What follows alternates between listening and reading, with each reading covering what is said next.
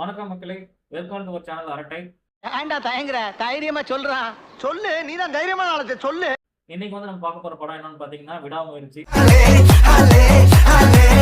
So நம்மளோட previous வீடியோக்கு வந்து எல்லாருமே வந்து நல்ல ஒரு சப்போர்ட் கொடுத்துருந்தீங்க. ஆனா நிறைய பேர் வந்து இன்னும் நம்ம சேனலை வந்து சப்ஸ்கிரைப் பண்ணாம பார்த்துட்டு இருக்கீங்க. நீங்க பண்ற ஒவ்வொரு சப்ஸ்கிரிப்ஷனும் நமக்கு ரொம்ப முக்கியமானது. ஏன்னா இந்த வீடியோ போறதுக்கான காரணமே என்னன்னு பார்த்தீங்கன்னா மானிட்டேஷனுக்காக தான். ஸோ நீங்க சப்ஸ்கிரைபர்ஸ் கவுண்ட் இன்க்ரீஸ் ஆனால் நமக்கு ஒரு சேனலுக்கு ஒரு நல்லது தானே. ஸோ மறக்காம சப்ஸ்கிரைப் பண்ணிட்டு வீடியோ பாருங்க. வாங்க வீடியோக்குள்ள போகலாம்.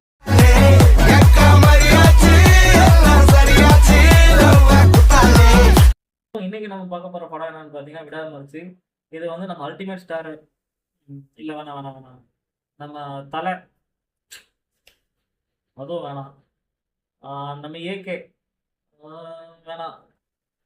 நம்ம கடவுள் வேணாம் வேணாம் அதுவும் வேணாம். சரி, நம்ம பத்மபூஷன் அஜித் சார் நடிச்சிருக்க படம் வந்து பாத்தீங்கன்னா இன்னைக்கு ரிவ்யூ பண்ண போறோம். வாங்க படம் எப்படி இருக்குன்னு பார்க்கலாம்.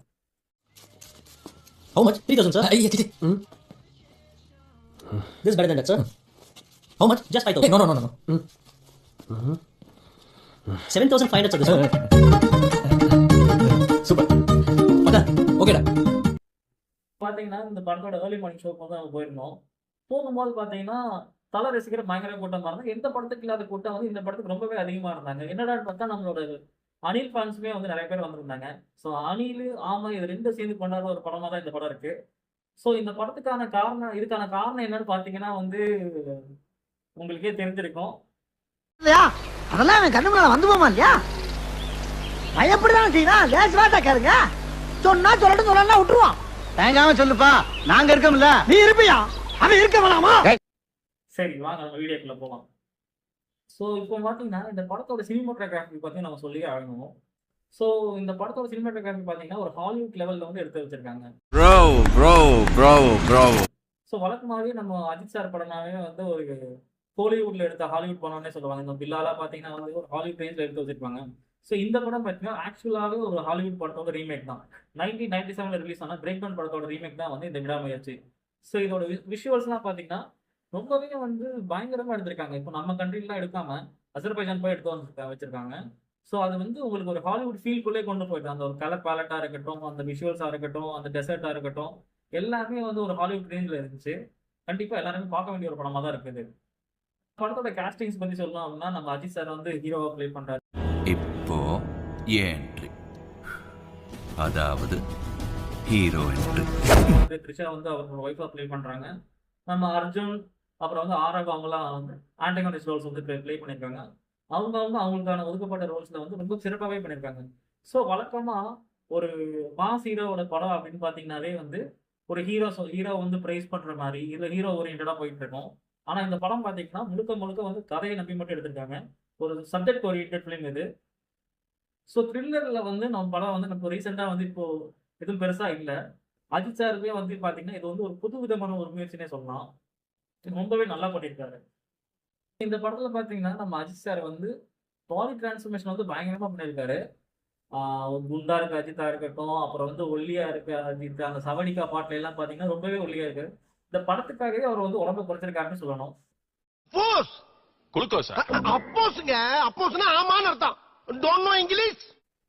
நம்மள நேரம் அதான் உண்மை. இவர் வந்து படத்துக்காக தான் உடம்பு குறைச்சிருக்காரு. அது போக அப்பப்ப ரேஸ்க்காக குறைச்சிருக்காருன்னு சொல்லுவாங்க. அதை நீங்க நம்புறது நம்பாது உங்க இஷ்டம். ஸோ படத்தோட சப்ஜெக்ட் என்னன்னு சொல்லி பார்த்தீங்கன்னா வந்து ஒரு ஹஸ்பண்ட் அண்ட் ஒய்ஃப் வந்து ஒரு வெக்கேஷனுக்காக ஒரு ஊருக்கு வந்து கார்ல போயிட்டு இருக்காங்க. போயிட்டு இருக்க வரையில வந்து அவங்க கார் வந்து பிரேக் டவுன் ஆயிடுது. அந்த பிரேக் டவுன் ஆன டைம்ல வந்து ஒரு சில விஷயங்கள்னால ஹீரோயின் வந்து மிஸ் ஆயிடுறாங்க. ஸோ காணாம போன ஹீரோயினை வந்து நம்ம ஹீரோ வந்து எப்படி தேடி கண்டுபிடிக்கிறாரு, இந்த வில்லன் கேங்ஸ் கிட்ட எப்படி சண்டை போடுறாரு, ஸோ இதுக்கான பின்னணி என்ன அப்படிலாம் கண்டுபிடிக்கிறதா வந்து இந்த படத்தோட கான்செப்ட்னு சொல்லலாம். இந்த படத்துல வந்து அஜித் வந்து போலீஸ் கிடையாது, ஒரு நார்மலான ஒரு ஹியூமன் பீயிங்.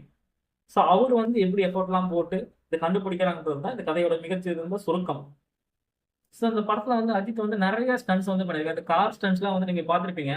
ஸோ ஒரு ஸ்டண்ட் எப்படி வளர்ந்து பார்த்தீங்கன்னா அஜித் வந்து வண்டி ரோல் ஆகி வண்டி எப்படி கீழே வண்டியோட சேர்ந்து கீழே வந்துருப்பாரு. ஸோ அந்த சீனுக்கு அப்புறம் வந்து அஜித் வந்து ஒரு 2 ஹவர்ஸ்லேயே வந்து மறுபடியும் நடிக்கிறேன்னு சொல்லிட்டாராமா.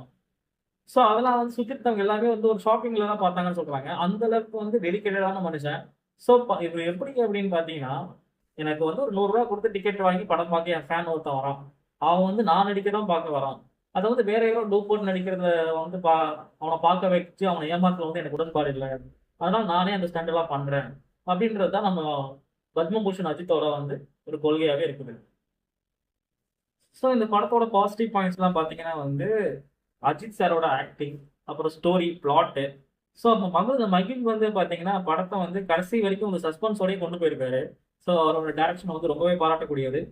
அப்புறம் பிஜிஎம் அனிருத் பயங்கரமாக ஸ்கோர் பண்ணியிருக்காரு. அப்புறம் வந்து சினிமாட்டோகிராஃபி நான் ஆரம்பத்திலே சொன்னேன், ஒரு ஹாலிவுட் லெவலில் வந்து எடுத்து வச்சிருக்காங்க.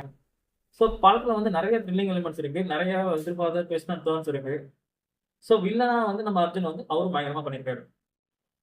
ஸோ அந்த படத்தோட மியூசிக்கில் வந்து பார்த்தீங்கன்னா வந்து சவடிக்கா பாட்டு வந்து ரொம்பவே நல்லா இருந்துச்சு, ஒரு நல்ல ஒரு வைப் மெட்டீரியல்னு சொல்லலாம். அப்புறம் இந்த ரத்தம் ஒரு செட்டுக்கு மிச்சம் இருந்தாலும் அந்த பாட்டு வந்து பார்த்தீங்கன்னா ஒரு பயங்கரமான ஒரு எனர்ஜிட்டிக்கான பாட்டாக இருக்குது. ஸோ அது வந்து படத்தோட கதையோட இணைந்த பாட்டுன்னே சொல்லலாம். ஸோ அது வந்து ஒரு அந்த சீன்ஸே வந்து அப்படியே பயங்கரமாக எலிவேட் பண்ணி விட்டுச்சுன்னே சொல்லலாம். நம்ம எல்லாருமே வந்து இந்த படம் வந்து பொங்கல் அன்னைக்கு ரிலீஸ் ஆகும் சொல்லி எதிர்பார்த்துட்டு இருந்தோம்.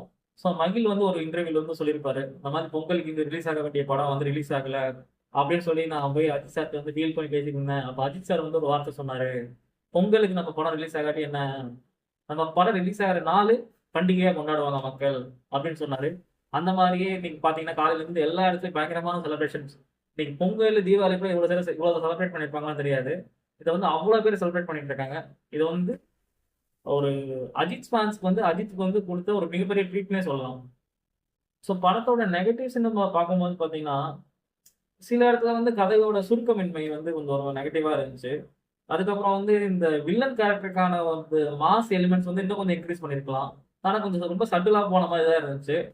அப்புறம் சில சீன்ஸ்லாம் வந்து ஒரு லாஜிக் வந்து மிஸ் ஆன மாதிரி இருந்திருக்கும். அது வந்து இவ்வளோ ஒரு நல்ல பாசிட்டிவ் இருக்க படத்துக்கு வந்து சில நெகட்டிவ் இருக்க தான் செய்யும்.